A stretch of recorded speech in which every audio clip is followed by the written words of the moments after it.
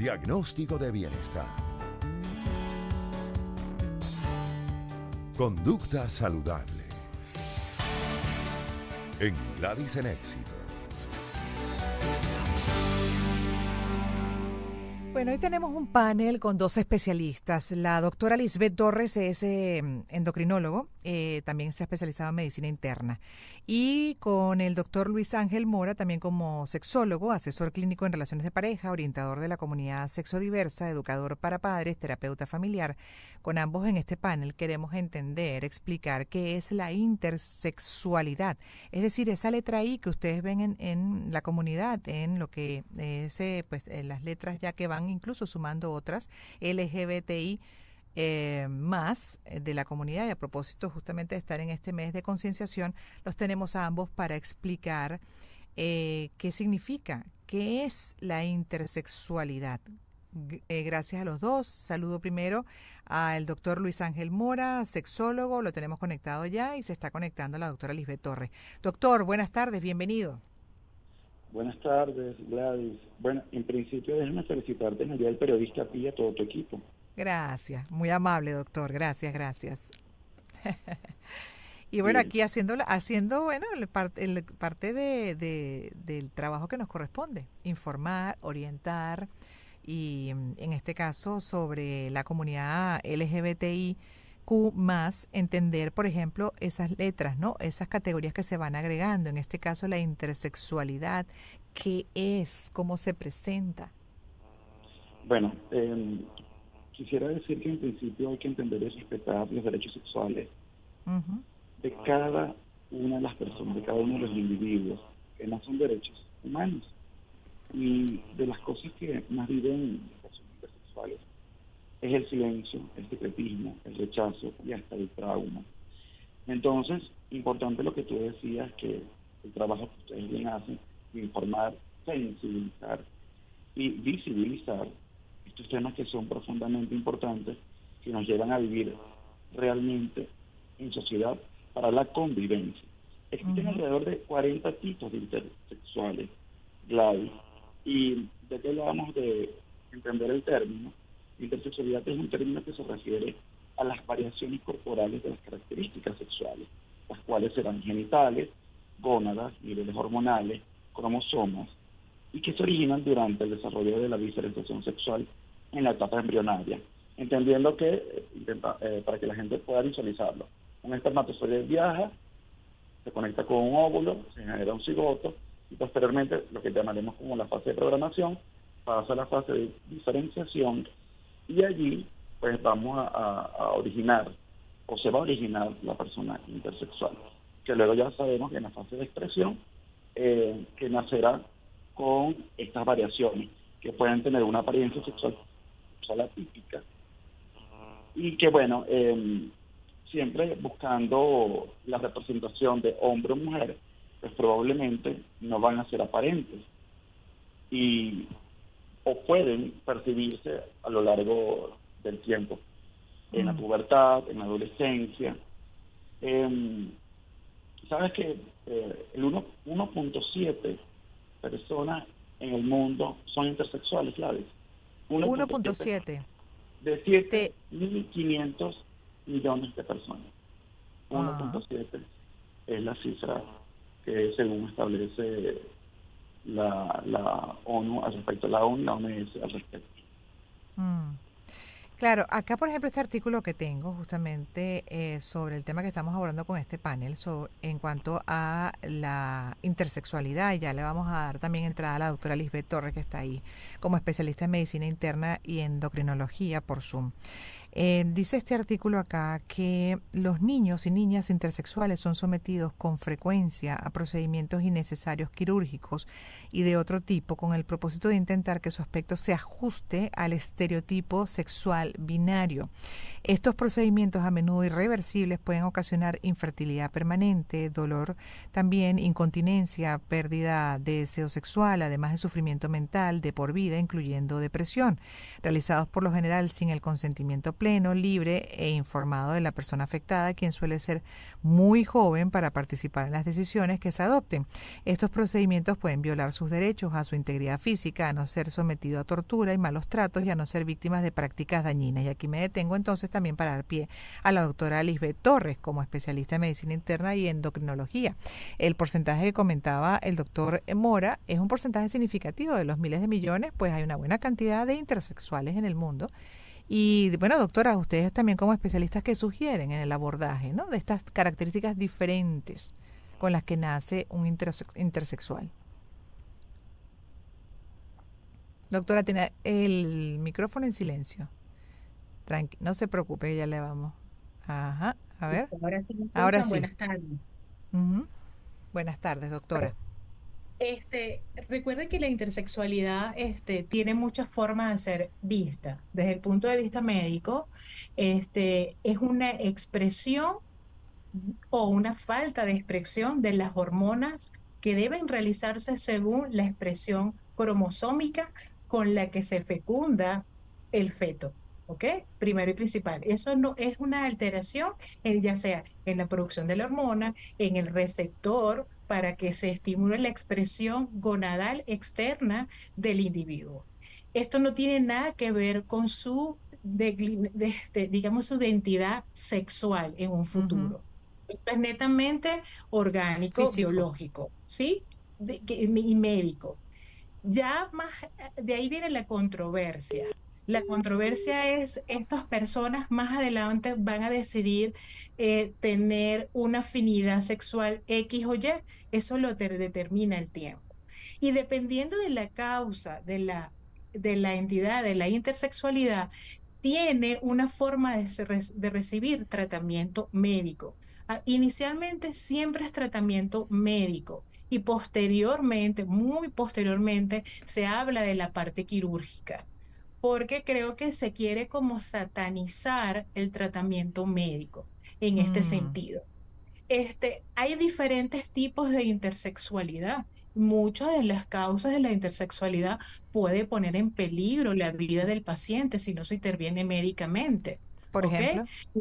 ¿Por qué? Porque, por ejemplo, hay unos tipos de intersexualidad que están relacionados con la hiperplasia suprarrenal congénita, donde hay un déficit enzimático de la 21-hidroxilasa. Estos pacientes, si tú no los tratas médicamente, no intervienes médicamente, pueden fallecer al nacer o a los días de haber nacido, por Mm, ejemplo, y pueden generar otras complicaciones médicas a su futuro. La claro. situación es que no Ujú. siempre es relacionado solamente a la ambigüedad en la descripción fenotípica externa de los genitales, sino que a veces va mucho más allá. Siempre tenemos que buscar la causa de esta relativa ambigüedad genital, ¿sí? Y en Mm. base a eso se decide la intervención médica. Yo creo que más adelante se va a poder observar cuál de estos porcentajes, que es real la estadística que dice el doctor, cuántos de estos pacientes que son intersexuales, cuántos de ellos posteriormente se identifican fuera de su sexualidad cromosómica, su sexo cromosómico. Exacto. Habría que ver la estadística de eso, porque Y si lo ahí, solapamos, a lo mejor a ajá. los que no son intersexuales, sigue siendo la estadística a lo mejor más o menos igual. Exacto. ¿Ok? Entonces, aquí no hay una orientación sexual distinta. Puede haber más No, adelante. la, Ahora, la está. mayoría no lo es, la mayoría no lo es. No tiene mm, una orientación sexual fuera de su genética. Sí, de hecho aquí estoy leyendo también el mismo artículo que dice una persona intersexual con características sexuales distintas puede identificarse como hombre, por ejemplo, identidad de género, y como heterosexual en su orientación sexual. Entonces Por ahí me detengo supuesto. también porque me genera duda, me genera ruido porque se ha incluido dentro de las categorías, ¿no? Dentro de la comunidad ahora LGBTIQ más. A ver, doctor, ¿por qué? Bueno, entendemos que forma parte de la diversidad sexual y en la búsqueda de visibilizarlos, aunque suene contradictorio, porque según algunas organizaciones ONG no se sienten visibilizados, la intención de unirlos a Ujú. este grupo era poder visibilizarlos. Sabes que escuchando lo que hablas con la doctora y para la audiencia era importante poder dejar claro que la orientación y la identidad de género no están directamente asociadas a la intersexualidad. Esto ya es una definición que pues el individuo decidirá o tomará. Exacto. Sabes que ya intentando meternos en Venezuela, hay organizaciones que han trabajado en función de poder hacer que estas personas se sientan, digamos, menos vulneradas, que se entiendan quiénes son y cómo se sienten al respecto. Y mira que nuestra legislación al respecto es bastante limitada o carente de profundizar en los derechos y sobre todo el reconocimiento de las personas intersexuales. Cosa que ojalá en el futuro, creo que la doctora seguramente se suma y tú también, Gladys, ojalá pudieran haber nuevos canales o caminos para que estas personas se puedan sentir mucho más provistas de derechos o que sus derechos se vean, digamos, garantizados. Claro, lógico. De hecho, también, bueno, estamos dentro del mes de la concienciación y por eso estamos abordando este tema, porque podríamos extendernos en otros más, ¿no? Dentro de lo que son esas luchas por los derechos fundamentales, que todavía en pleno siglo XXI, pues lamentablemente se violan. En el caso de los intersexuales también estamos empezando a conocer un poco más como población, porque hasta hace nada yo creo, y corríjame si estoy equivocada, doctora, que se identificaba más, por ejemplo, estas características distintas con un solo término, hermafrodita, ¿no? El hermafrodita Sí. era el que uno conocía, que venía con los dos sexos, etcétera, pero hay un sinfín más. Sí, lo que pasa es que inicialmente se hablaba solamente de eso porque era lo que se conocía. En la Ah, investigación de la causa, de las diferentes formas de expresión de los genitales externos, se empezó a estudiar las diferentes posibles etiologías.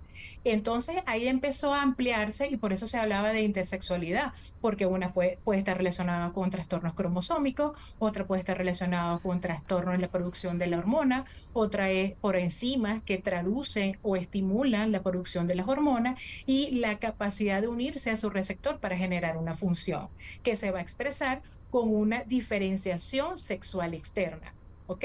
Pero eso no lo identifica como homosexual, heterosexual, transexual, ¿ok? Yo creo que más allá de la falta de visualización es la falta del conocimiento médico del tema. Aquí el Hospital de Niños ha sido siempre un hospital donde ha sido muy bueno en su trabajo, ¿ok? Al hacer el diagnóstico y seguimiento de todos estos pacientes. Yo como endocrinólogo de adulto, obviamente no hago los diagnósticos iniciales, porque no soy de adulto, pero los endocrinólogos pediatras que están presentes del nacimiento y que empiezan a hacer los estudios son los que habitualmente son el órgano de choque. Nosotros simplemente hacemos seguimiento posterior del tratamiento. mm, También existe ignorancia de los médicos urbanos. Por ejemplo, yo tuve un paciente durante mi estudio que vivía en una zona urbana de Venezuela y porque por desconocimiento de esa área del médico no se hizo un diagnóstico adecuado y obviamente no hubo un seguimiento y un abordaje y un acompañamiento en los procesos. Entonces, yo creo mm, que la base fundamental es la total. educación de conocer cada tipo de intersexualidad que existe. Por ejemplo, el síndrome de Turner es un tipo de intersexualidad, el síndrome de Klinefelter es un tipo de intersexualidad y eso no tiene nada que ver con la expresión de cómo funciona la persona en relación a lo cómo se identifica. Es una condición netamente médica. La visualización depende de la adecuación de la población, de la tolerancia de la población, porque los derechos existen para todos.